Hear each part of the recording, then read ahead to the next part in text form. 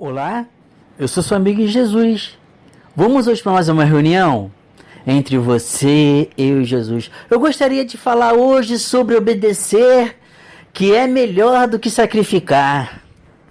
Mas antes temos que falar os nomes do Senhor e as suas finalidades. Deus cuida do seu povo quando ele sofre. O nome desse Deus é Yahvé. O Senhor está presente e acessível, perto dos que invocam por livramento, perdão e orientação. Deus adverte, mas no final julgará aqueles que perseguem seu povo. O nome desse Deus é Jeová Tsidkenu. O Senhor é nossa justiça. Deus dará vitória ao seu povo. O nome desse Deus é Jeová Roi. O Senhor é nosso pastor. Do capítulo 10 de João, do versículo 10 ao 11, diz assim: O ladrão não vem senão a roubar, a matar e a destruir. E eu vim para que tenham vida, e a tenham com abundância. Eu sou o bom pastor dá sua vida pelas ovelhas. Em toda a Bíblia, nunca houve algum relato que Deus perdeu alguma batalha. É só ter fé e o mundo espiritual começará a se movimentar. O nome desse Deus é Jeová Sabaote, o Senhor dos Exércitos, também conhecido como General dos Generais.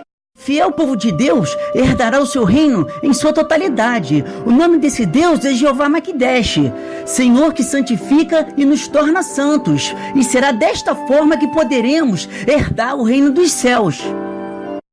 Em 2 Reis, capítulo 5, do versículo 1 ao 27, diz assim: Naamã, comandante do rei da Síria, era muito respeitado e honrado pelo seu senhor, pois por meio dele Deus deu vitória à Síria. Mas esse grande guerreiro ficou leproso. Mas como assim? O Senhor deu vitória à Síria, mas o comandante ficou leproso? Às vezes Deus permite certas coisas para que venhamos a obedecer e entender que o plano de Deus é perfeito. As tropas da Síria haviam atacado Israel e levado uma cativa, uma menina, que passou a servir a mulher de Naamã. Um dia ela disse a sua senhora: Se o meu senhor procurasse o profeta que está em Samaria, ele o curaria da lepra. Essa menina demonstrou que confiava no poder de cura, como também tinha fé que o Deus dela, ou seja, o nosso também, daria o livramento. Naamã foi contar ao seu senhor o que a menina israelita dissera. O rei da Síria respondeu: Vá, eu lhe darei uma carta que você entregará ao rei de Israel. Então Naamã partiu, levando consigo 350 quilos de prata, 72 quilos de ouro e 10 mudas de roupas finas. A carta que levou ao rei de Israel dizia: Junto com esta carta estou te enviando o meu oficial Naamã para que o cures da lepra. Assim que o rei de Israel leu a carta, rasgou as vestes e disse: Por acaso sou eu Deus capaz de conceder vida ou morte? Porque este homem me envia alguém para que eu cure da lepra. Veja como ele procura um motivo para se desentender comigo. É por isso que existem coisas que pertencem ao Senhor. Em Deuteronômio, capítulo 29, versículo 29, diz assim: As coisas encobertas pertencem ao Senhor, ao nosso Deus, mas as reveladas pertencem a nós e aos nossos filhos para sempre, para que sigamos todas as palavras desta lei. Quando Eliseu, o homem de Deus, soube que o rei de Israel havia rasgado suas vestes, mandou-lhe essa mensagem: Por que rasgaste as tuas vestes? Envia o homem a mim, e ele saberá que há profeta em Israel. Aqui ocorre dois posicionamentos. Primeiro, com o rei de Israel, que entrou em desespero. Esse fato pode ser chamado como falta de fé. E o segundo posicionamento trata-se do profeta Eliseu, que fez o que a Trindade espera de nós: confiar e não ter medo. Então Naamã foi com seus cavalos e carros e parou à porta da casa de Eliseu. Eliseu enviou um mensageiro para lhe dizer: Vá e lave-se 7 vezes no rio Jordão. Sua pele será restaurada e você ficará purificado. Mas Naamã ficou indignado e saiu dizendo: Eu estava certo de que ele sairia para receber-me, invocaria de pé o nome do Senhor seu Deus, moveria a mão sobre o lugar afetado e me curaria da lepra. Não são os rios Abana e Farfá em Damasco melhores do que todas as águas de Israel? Será que não poderia lavar-me neles e ser purificado? Então foi embora dali furioso. Aqui demonstra que o comandante leproso tinha excesso de orgulho, que é um fator contrário às coisas de Deus, e é ele mesmo. Muitos cristãos se perdem no meio da caminhada por orgulho próprio e desobediência. Mas os seus servos lhe disseram: meu pai, se o profeta lhe tivesse pedido alguma coisa difícil, o senhor não faria? Quanto mais quando ele apenas pede para que se lave e seja purificado. Deus está sempre com a sua onisciência, querendo que todos venham se arrepender para ter uma vida abençoada. Assim ele desceu ao rio Jordão e mergulhou 7 vezes, conforme a ordem do homem de Deus. E ele foi purificado e a sua pele tornou-se como de uma criança. Se obedecer, confiar, Deus sempre estará nos conduzindo para uma vida totalmente restaurada, repleta de bênçãos. Então Naamã e toda a sua comitiva voltaram à casa do homem de Deus. Ao chegar diante do profeta, Naamã lhe disse: agora sei que não há Deus em nenhum outro lugar, senão em Israel.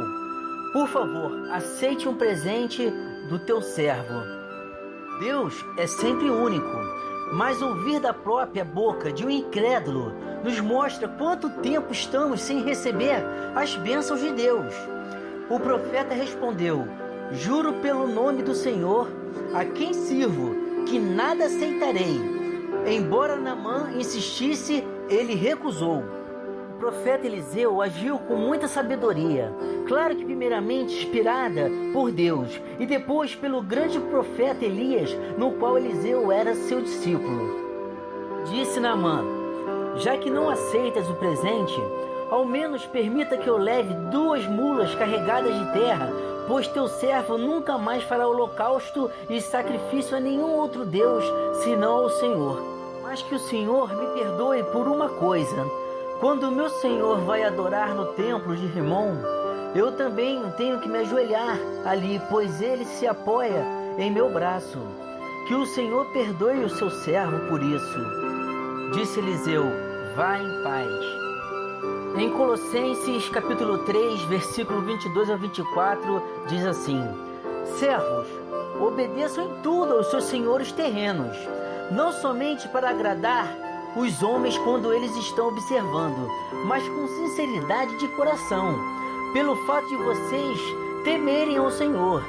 Tudo o que fizerem, faça de todo o coração, como para o Senhor e não para os homens, sabendo que receberão do Senhor a recompensa da herança. É a Cristo, o Senhor, que vocês estão servindo. Então entrou e apresentou-se ao seu senhor Eliseu. E este perguntou: onde você esteve? Ele respondeu: teu servo não foi a lugar algum. Mas Eliseu lhe disse: você acha que eu não estava com você em espírito quando o homem desceu da carruagem para encontrar-se com você? Este não era o momento de aceitar prata nem roupas, nem cobiçar olivas, vinhas, ovelhas, bois, servos e servas. Por isso, a lepra de Naamã atingirá você e os seus descendentes para sempre.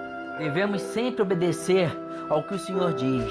Em 1 Samuel capítulo 15, versículos 22 e 23 dizem assim: Samuel, porém, respondeu: acaso tem o Senhor tanto prazer em holocaustos e em sacrifícios, ao invés que se obedeça a sua palavra? A obediência é melhor do que o sacrifício, e a submissão é melhor do que a gordura de carneiros. Pois a rebeldia é como o pecado da feitiçaria, e a arrogância é como o mal da idolatria. Assim como você rejeitou a palavra do Senhor, ele o rejeitou como rei. O rei Saul não obedeceu ao que Deus queria. Estava longe dos caminhos do Senhor. O Espírito Santo já não mais habitava no rei. Administrar o tempo para Deus.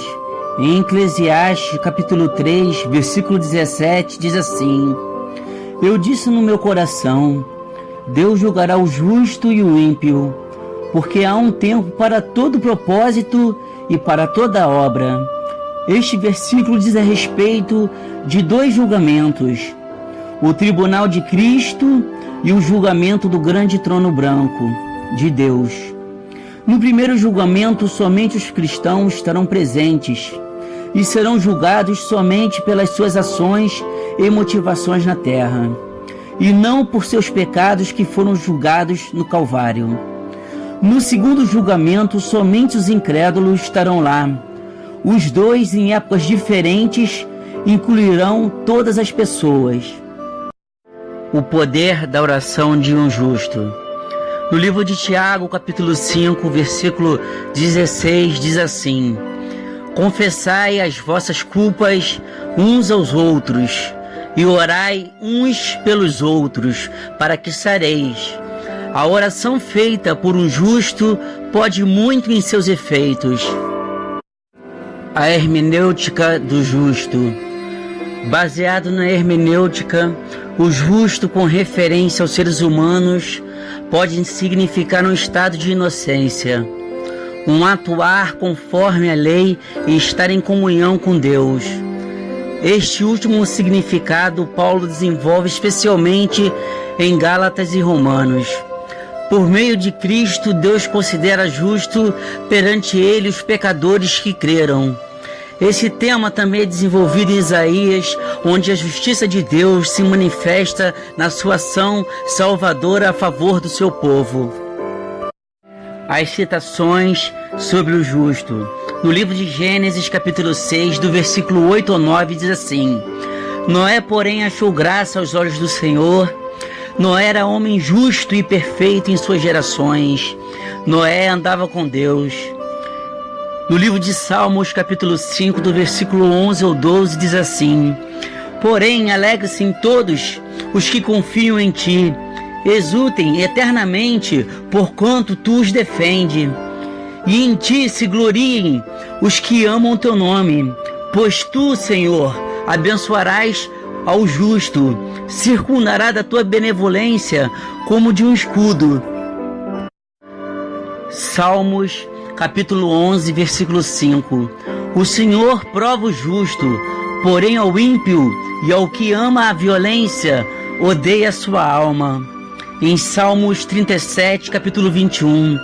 O ímpio toma emprestado e não paga, mas o justo se compadece e dá.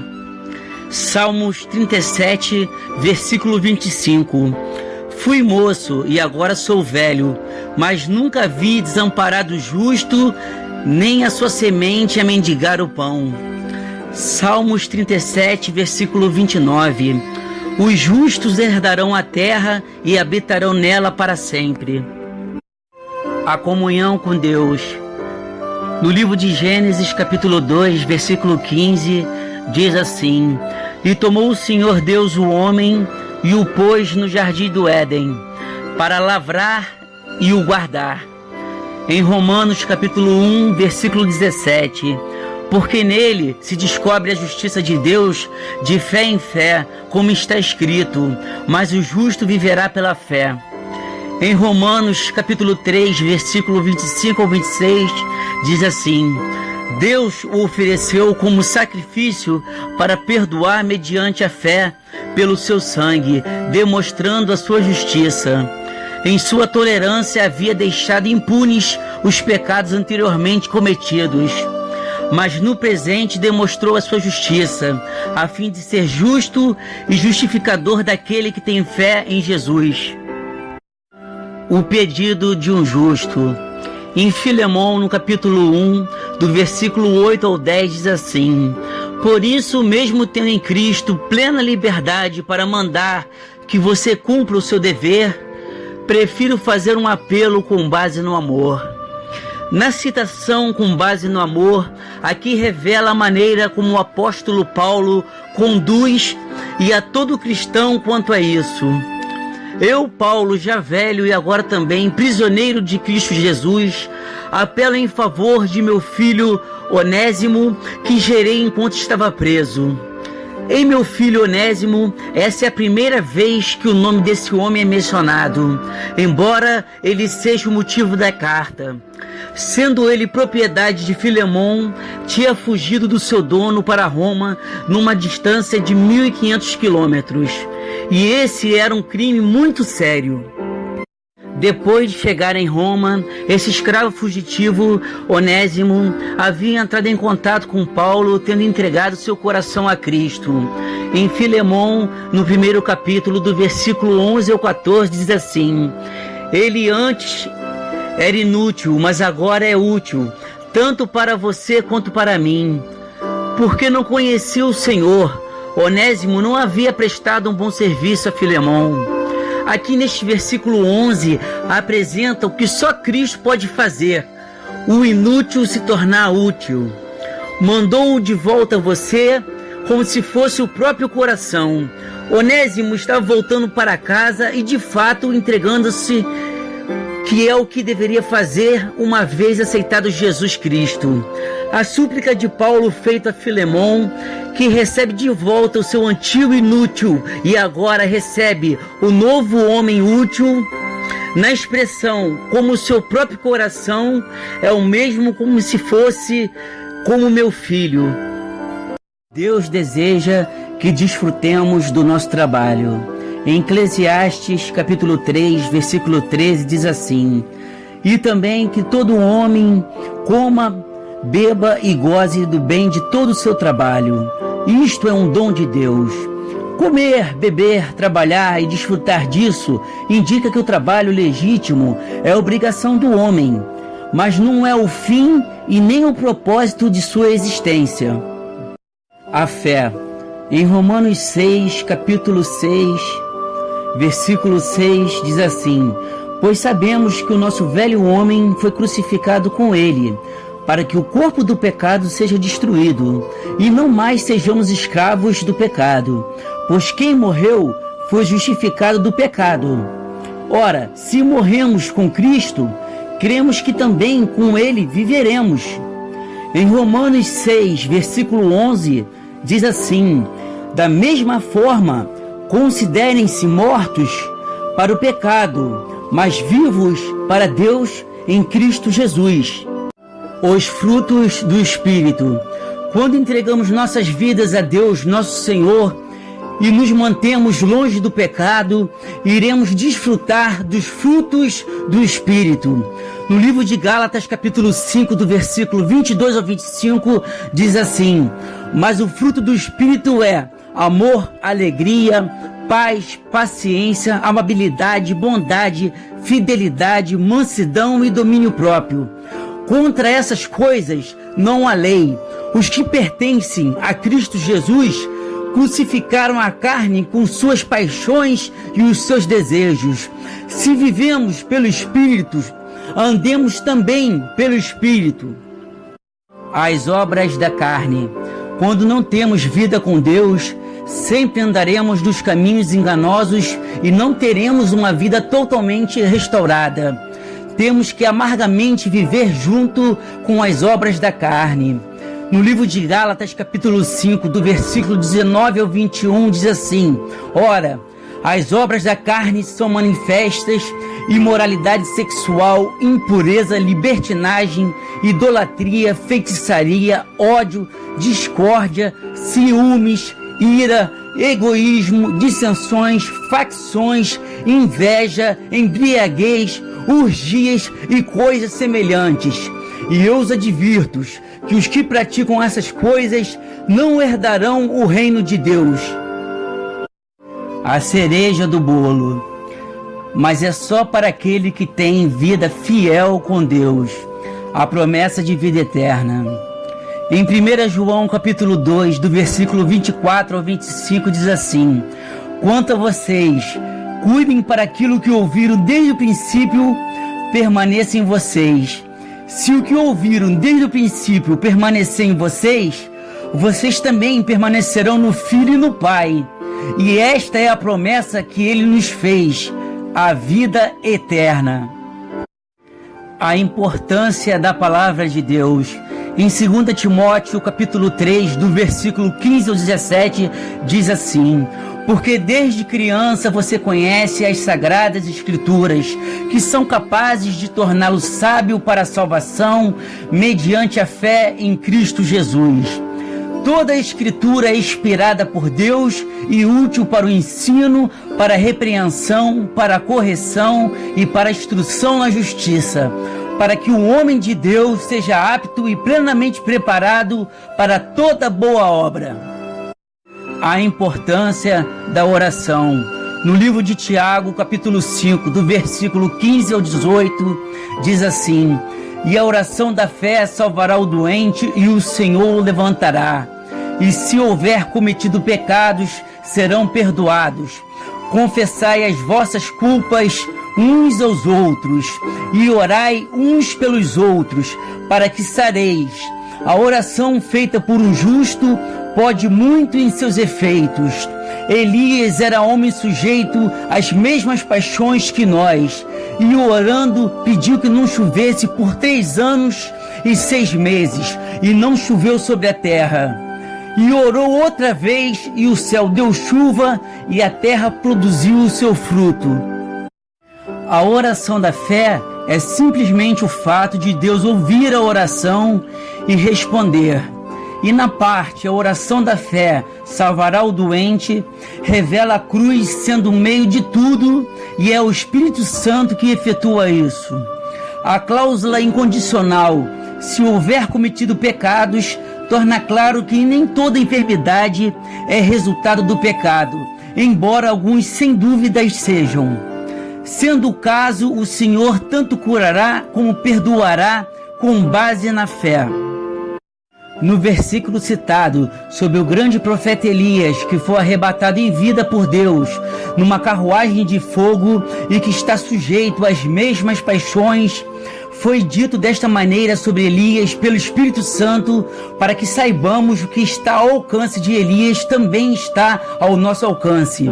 Na parte em que Elias ora para que não chovesse por 3 anos e 6 meses, nos mostra o poder da oração, mas se orarmos segundo a vontade de Deus. O amor de Deus é infinito. Em João capítulo 3, do versículo 16 a 17, diz assim: porque Deus amou o mundo de tal maneira que deu seu Filho unigênito, para que todo aquele que crê não pereça, mas tenha vida eterna. Porque Deus enviou o seu Filho ao mundo, não para que condenasse o mundo, mas para que o mundo fosse salvo por ele. A paz que Cristo deixou. No livro de João, capítulo 14, do versículo 26 ao 27, diz assim: mas o Conselheiro, o Espírito Santo, que o Pai enviará em meu nome, ensinará todas as coisas e fará lembrar tudo o que eu disse. Deixo a paz, a minha paz lhes dou. Não a dou como o mundo a dá. Não se perturbem os seus corações e nem tenham medo. A paz que Cristo nos deixa é sem dúvida uma paz diferente da do mundo. Essa paz demonstra uma paz em meio às guerras, uma paz de domínio próprio quando somos provados, uma paz junto à mansidão, uma paz no perdão, uma paz em meio às tribulações, uma paz quando somos acusados. Essa é a paz que só aquele que crê na cruz e no que Jesus fez nela por nós pode ter. A cruz e Cristo. Hoje só é possível obtermos respostas de Deus e até mesmo enfrentar tribulações com a vitória garantida quando depositamos toda a nossa fé em Cristo e no que Ele fez por nós na cruz, na qual, para nos justificar, Jesus pagou um alto preço com seu sangue carmesim, nos lavando de todos os nossos pecados. E Cristo, que é a fonte de onde obtemos o perdão das feridas de nossas almas e a restauração por completa de todas as áreas de nossas vidas para os corações verdadeiramente arrependidos. Um ponto de fé e de esperança para a sua vida. Em 1 Coríntios capítulo 2, versículo 9, diz assim: mas como está escrito, as coisas que o olho não viu e o ouvido não ouviu e não subiram ao coração do homem, são as que Deus preparou para os que o amam. A importância do ID. No livro de Marcos, capítulo 16, do versículo 15 ao 16, diz assim: E disse Jesus: Ide por todo o mundo, pregai o evangelho a toda criatura. Quem crê e for batizado será salvo, mas quem não crer será condenado. Neste capítulo de 2 Timóteo, Paulo encoraja os cristãos sobre a oportunidade de pregar em qualquer ocasião, ou seja, oportuna ou inoportuna. Em 2 Timóteo, capítulo 4, versículo 2, diz assim: Pregue a palavra, esteja preparado a tempo e fora de tempo. Repreenda, corrija, exorte, com toda paciência e doutrina. O porquê de jejuar. No livro de Marcos, capítulo 9, do versículo 25 ao 29, diz assim: Quando Jesus viu que uma multidão estava se ajuntando, repreendeu o espírito imundo, dizendo: Espírito mudo e surdo, eu ordeno que o deixe e nunca mais entre nele. O espírito gritou, agitou-o violentamente e saiu. O menino ficou como morto, a ponto de muitos dizerem: ele morreu. Mas Jesus tomou pela mão e o levantou, e ele ficou em pé. Depois de Jesus ter entrado em casa, seus discípulos lhe perguntaram em particular: por que não conseguimos expulsá-lo? Ele respondeu: essa espécie só sai pela oração e pelo jejum. Entendimento eclesiástico para que a nossa fé não morra. Apesar de muitas das vezes no templo praticarmos o ato da boa vizinhança e querermos agradar ao pastor ou ao padre, temos que ter a convicção de que o cordão umbilical deve estar somente ligado na cruz e no que Jesus fez nela por nós. Muitos cristãos se perderam no meio da caminhada por causas que certamente Deus não foi e nunca será o culpado. As pessoas se baseiam nos pecados do homem, que já tem a sua tendência pecaminosa, e praticam seus pecados ocultos, onde Deus não coabita em meio desta situação. Igreja é um lugar de vários degraus, onde cada um, com sua fé e sua obediência ao Senhor, se mantém no caminho da fé e da salvação e avançam degrau por degrau, ao chegar ao ponto do Espírito Santo nos purificar e nos santificar. Então não devemos nos decepcionar e nem permitir que isto nos afaste do amor de Cristo. Voto de fé. Quero agora te convidar a fazer um voto de fé em 4 etapas e veremos como Deus nos ama e é misericordioso. Na primeira etapa, devemos sempre confiar em Deus no que fará ou no que pode fazer. Isso se chama fé e é através dela que poderemos ser salvos. Em Mateus capítulo 26, versículo 41 diz assim: Vigiai e orai, para que não entreis em tentação. Na verdade, o espírito está pronto, mas a carne é fraca. Devemos diariamente ler a palavra, pois é através dela que alimentaremos a nossa fé. Na segunda etapa, nosso Deus é um Deus ciumento. Não pode haver idolatria. E ela pode acontecer de várias formas diferentes. Pelo simples fato de ficar o dia inteiro em redes sociais e não sabermos administrar o tempo para Deus, é um exemplo, entre outros, de idolatria.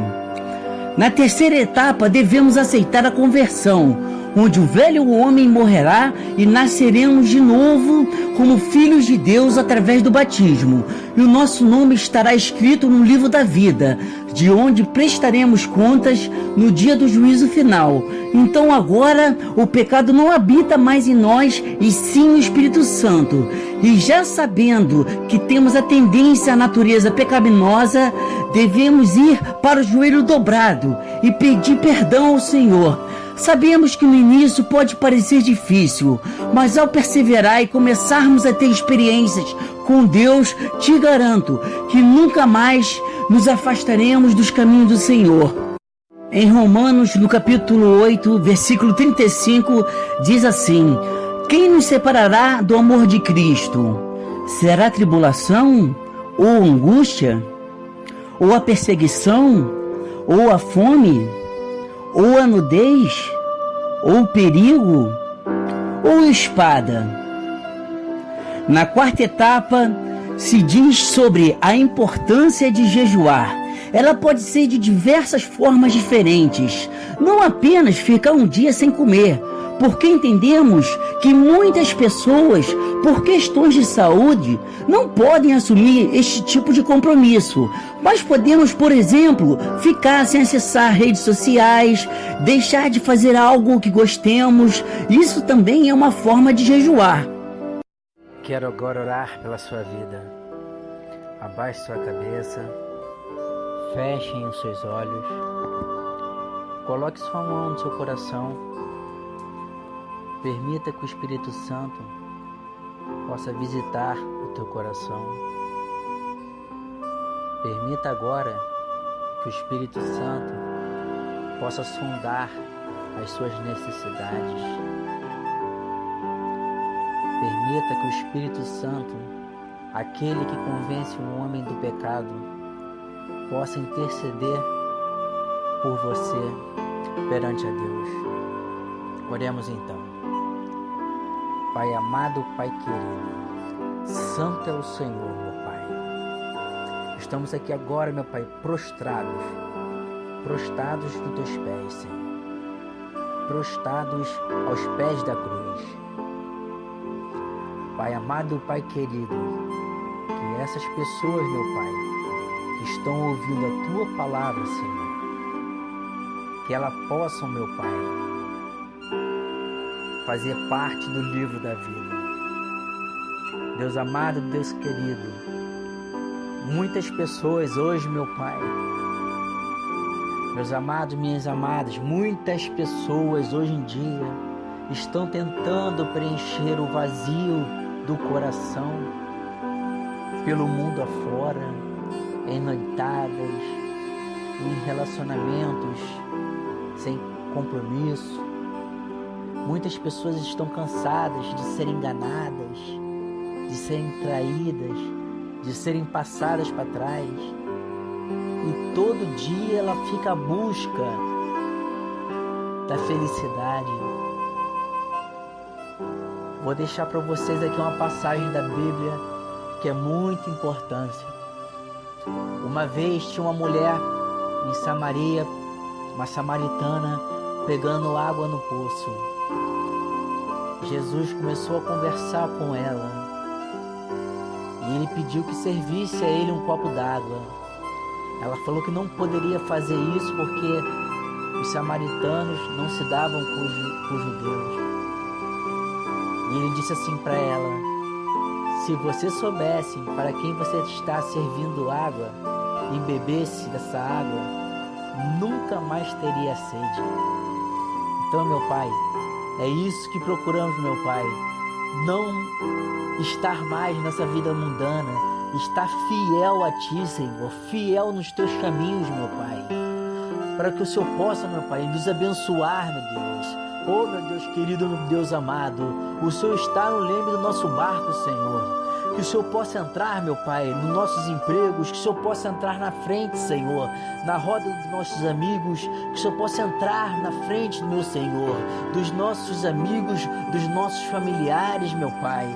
Que nós só entramos, meu Pai, que nós só possamos entrar, meu Pai, aonde o Senhor entrar primeiro, Senhor. Deus amado, Deus querido, meu Pai, eu confio, meu Pai, no Teu poder, na Tua cura, na Tua libertação, Senhor. Deus amado, Deus querido, eu te peço agora por essas pessoas, meu Pai, que o Teu agir comece, meu Pai, logo, meu Pai, que elas comecem a sentir o Teu Espírito, que elas comecem a sentir a glória, meu Pai, que vem de Ti, meu Pai, que a Tua glória agora nesse local, meu Pai, possa encher, possa preencher, meu Pai, ao ponto das pessoas sentirem até falta de ar. Deus amado, Deus querido, estou aqui agora como servo fiel a Ti, Senhor. A Tua palavra foi fiel às Tuas escrituras. Eu só posso levar até o ouvido, mas quem leva do ouvido ao coração é o Espírito Santo, Senhor. Então, meu Pai, já crendo na vitória, te agradeço no nome poderoso que há em Cristo Jesus.